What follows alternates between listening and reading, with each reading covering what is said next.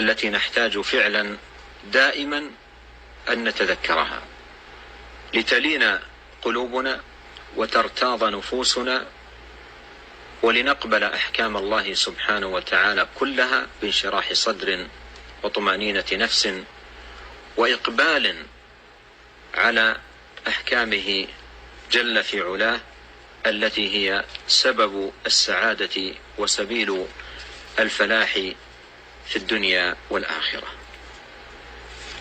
ثم أيتها الموفقة، دين الإسلام عندما جاء بتلك الأحكام المختصة في المرأة بالحجاب والحشمة والقرار في البيوت والحذر من الاختلاط إلى غير ذلك مما سيأتي الإشارة إليه، جاء بها صيانة للمرأة وحفظا لها ووقاية لشرفها ومكانتها وحماية لها من الشر والفساد، ولتكسى بتلك الضوابط حلل الطهر والعفاف.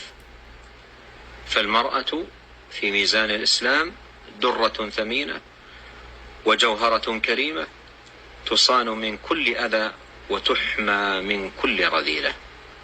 فما أعظم أحكام ديننا وما أجل شأنها وما أعظم بركتها وما أحسن عوائدها لمن وفقه الله سبحانه وتعالى للالتزام بها. وأما من تخلى عن ضوابط الدين وتوجيهاته الحكيمة زعما منه أنها تعوق عن المصالح أو أنه يترتب عليها والعياذ بالله مفاسد أو أضرار أو أنها جناية على المرأة أو إلى غير ذلك مما يقال ويقال، فهذا كله من التجني العظيم والقول على الله وعلى كلامه وعلى وحيه وحكمه بغير علم. ومن أعظم المحرمات وأكبر الآثام القول على الله سبحانه وتعالى بلا علم. قال الله تعالى: وأن تقولوا على الله ما لا تعلمون. أيتها الأخت الموفقة الكريمة الفاضلة، عندما تقرأين آية من كتاب الله وحديثا عن رسول الله صلى الله عليه وسلم مشتملا على توجيه يختص بالمرأة، فاسمع الآية بتدبر وطمأنينة وتقبل وانشراح صدر، لأن الكلام الذي تسمعينه هو كلام من خلقك وأوجدك وأمدك بالسمع والبصر والحواس والقوى والنعم، كلامه سبحانه وتعالى. والفرق بين كلامه وكلام خلقك كالفرق بينه وبين خلقه سبحانه وتعالى. فإياك ثم إياك أن يكون في صدرك وحشة أو نفرة أو انقباضا من توجيهات رب العالمين. وهكذا الشأن في الأحاديث الصحيحة الثابتة عن رسول الله صلى الله عليه وسلم. قد قال الله تعالى: فلا وربك لا يؤمنون حتى يحكموك فيما شجر بينهم ثم لا يجدوا في أنفسهم حرجا مما قضيت ويسلموا تسليما. أحاديثه عليه الصلاة والسلام العمل بها عمل بالقرآن، لأن الله جل وعلا قال في القرآن: وما آتاكم الرسول فخذوه وما نهاكم عنه فانتهوا. ولهذا يروى عن ابن عباس رضي الله عنهما أن امرأة سألته عن النمص فبين لها حكمه وقال: إن قرأت كتاب الله وجدته. قالت: قرأت ما بين دفتي المصحف فلم أجد شيئا. فتلا عليها قول الله تعالى: وما آتاكم الرسول فخذوه وما نهاكم عنه فانتهوا، ثم أخبرها بحديث النبي صلى الله عليه وسلم في لعن النامصة. إذن الأحاديث الثابتة عن الرسول عليه الصلاة والسلام العمل بها عمل بالقرآن، لأن الله أمرنا بالقرآن بالأخذ بما جاء عن نبينا الكريم عليه الصلاة والسلام. وقد قال الله لأمهات المؤمنين: واذكرن ما يتلى في بيوتكن من آيات الله والحكمة. والحكمة هي السنة والمأثور عن النبي الكريم صلوات الله وسلامه عليه.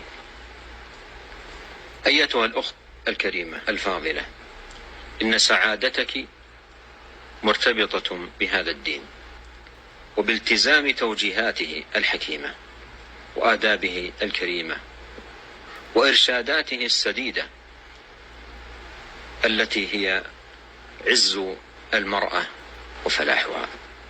إن كان البحث عن الجمال والزينة والمظهر الحسن، فاعلمي أن الله سبحانه وتعالى يقول: ولباس التقوى ذلك خير. ويقول جل وعلا: ولكن الله حبب إليكم الإيمان وزينه في قلوبكم. وفي الدعاء المأثور: اللهم زينا بزينة الإيمان. فالإيمان والتقوى والالتزام بشرع الله سبحانه وتعالى وأحكامه وتوجيهاته هو الزينة الحقيقية، وهو الجمال الحقيقي، وهو السعادة الحقيقية، وهو فلاح المرء في دنياه وأخراه. أيتها الفاضلة، إليك إشارة إلى بعض التوجيهات المختصة بالمرأة مما جاء في كتاب الله وسنة نبيه صلوات الله وسلامه وبركاته عليه. جاء الإسلام بالحجاب، والحجاب ستر للمرأة وصيانة لها، وذلك بأن تستر جميع بدنها وجميع زينتها عن الرجال الأجانب. واقرأي في ذلك قول الله تعالى: يا أيها النبي قل لأزواجك وبناتك ونساء المؤمنين يدنين عليهن من جلابيبهن ذلك أدنى أن يعرفن فلا يؤذين وكان الله غفورا رحيما. وقال الله تعالى: وإذا سألتموهن متاعا فاسألوهن من وراء حجاب ذلكم أطهر لقلوبكم وقلوبهن وما كان لكم أن تؤذوا رسول الله ولا أن تنكحوا أزواجه من بعده أبدا إن ذلكم كان عند الله عظيما. من الضوابط ألا تخرج المرأة من بيتها إلا لحاجة تضطرها إلى الخروج. قد قال الله تعالى: وقرن في بيوتكن ولا تبرجن تبرج الجاهلية الأولى. وفي قراءة: وقرن في بيوتكن، الأولى من القرار والثانية من الوقار، فيؤخذ من القراءة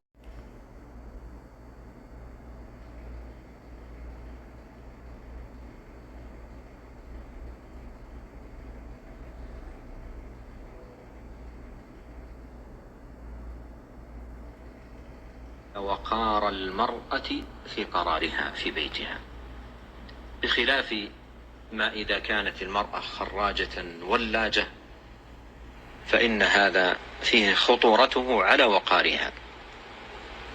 قد جاء في الحديث الذي خرجه الترمذي في جامعه أن النبي صلى الله عليه وسلم قال: المرأة عورة، فإذا خرجت استشرفها الشيطان، أي جعلها غرضا له يثير من خلالها الباطل والفتنة وينشر الشر والفساد. كذلكم من التوجيهات في هذا الباب ألا تخضع المرأة بالقول إن تحدثت مع أحد لحاجة. قد قال الله تعالى: فلا تخضعن بالقول فيطمع الذي في قلبه مرض وقلن قولا معروفا.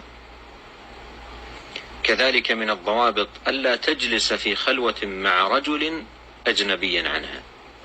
وفي الصحيحين عن ابن عباس رضي الله عنهما عن النبي صلى الله عليه وسلم قال: لا يخلون رجل بامرأة إلا مع ذي محرم.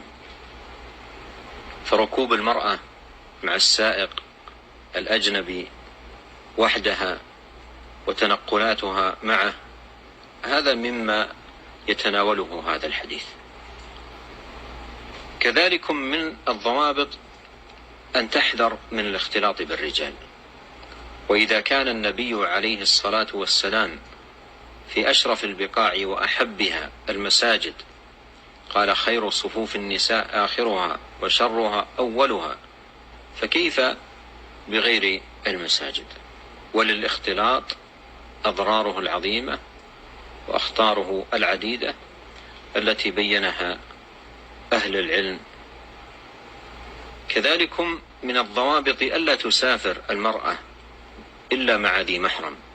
وفي صحيح مسلم عن أبي هريرة رضي الله عنه عن النبي صلى الله عليه وسلم قال: لا يحل للمرأة أن تسافر إلا ومعها ذو محرم منها.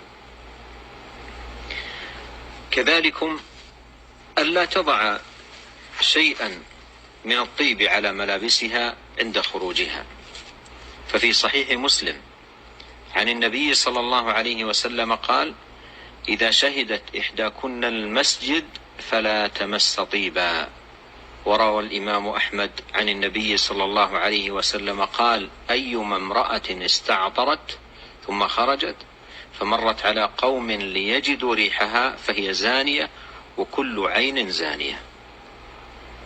كذلكم أيتها الموفقة من الضوابط ألا تحاول عند خروجها لفت أنظار الرجال الأجانب إليها بأي وسيلة وبأي طريقة.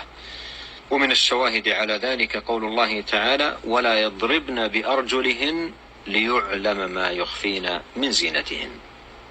ومن الضوابط أيضا أن تغض بصرها عن النظر إلى الرجال الأجانب.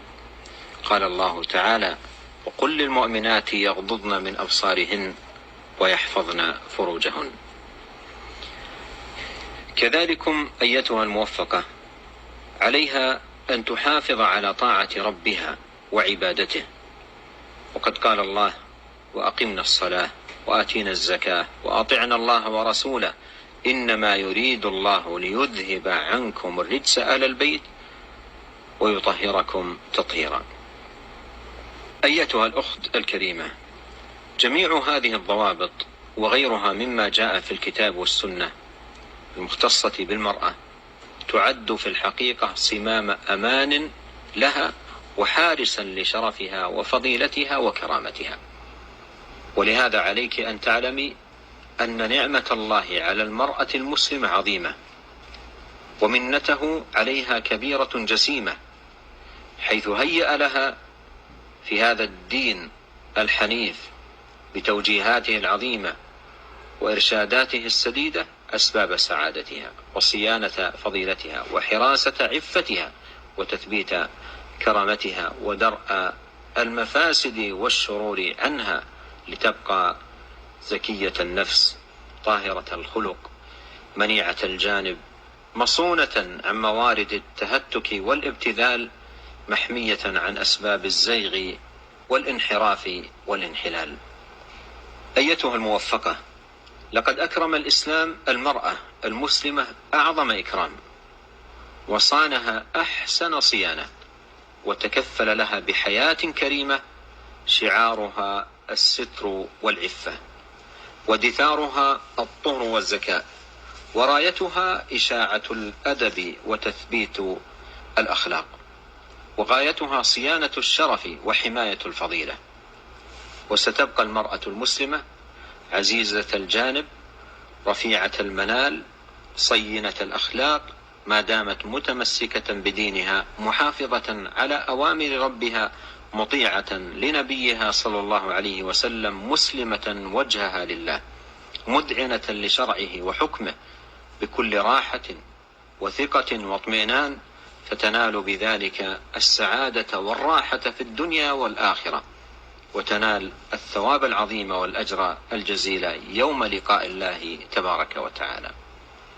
وتأمل رعاك الله هذا الحديث العظيم الذي رواه ابن حبان في صحيحه من حديث أبي هريرة أن النبي صلى الله عليه وسلم قال: إذا صلت المرأة خمسها وصامت شهرها وحصنت فرجها وأطاعت بعلها دخلت من أي أبواب الجنة شاءت. وروى الإمام أحمد